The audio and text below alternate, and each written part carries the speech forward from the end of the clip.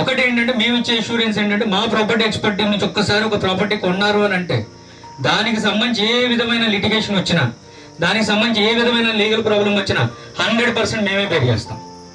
100% మాదే గ్యారంటీ.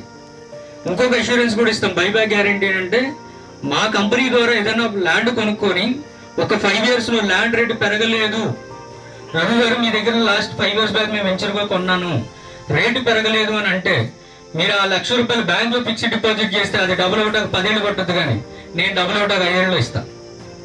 5 ఏళ్ళు నా దగ్గరికి వచ్చి నేను కొన్న ప్రాపర్టీ రేటు పెరగలేదని అంటే 1,00,000 కొంటే 2 లక్షలు ఇస్తా, 10 లక్షలు కొంటే 20 లక్షలు ఇస్తా.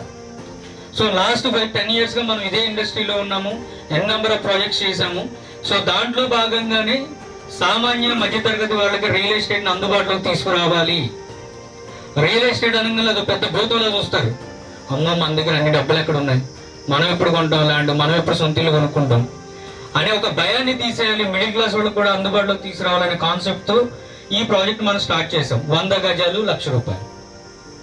తులం బంగారం రావట్లేదు, ఒక బైక్ రావట్లేదు, ఒక ఐఫోన్ రావట్లేదు, కానీ 100 గజాల భూమి వస్తుంది. 100 గజాల భూమి ఎలా ఉంటుందంటే అలా ఉంటుంది, నిలువెత్తు నిదర్శనం.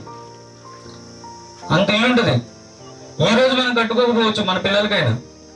10 ఏళ్ల క్రితం మా ఏరియాలో తక్కువ రేట్ ఉందండి, ఇప్పుడు చాలా రేట్ ఎక్కువ ఉండిపోయింది. అప్పట్లో నేను కొనుక్కుంటే బాగుండు, మా నాన్నగారు కొనుంటే బాగుండు, లేదా మా తాత కొనుంటే బాగుండు అని మీలో ఎవరన్నా అనుకోకుండా ఉన్నారా? అనుకోకుండా ఎవరైనా ఉన్నారా? అందరూ అనుకున్నాడుగా. ఎంతమంది అనుకున్నాం సార్? అరే ఆ రోజుల్లో మా నాన్న కొనుంటే బాగుండు, పిచ్చి రోజులు 100-200 ప్లాట్ వచ్చింది. చేతులు ఎత్తిన వాళ్ళు అందరూ ఒక్కసారి చేతులు ఎత్తండి సార్, అనుకున్న వాళ్ళు మాత్రమే. చెయ్యి దించకండి. నేను ఇంకో పదం చెప్తా, మీ పిల్లలు అలా అనుకోకూడదంటే ఏం చేయాలి? మీరు అనుకున్నట్టు మీ పిల్లలు అనుకోకూడదంటే ఏం చేయాలి? కొనాలి.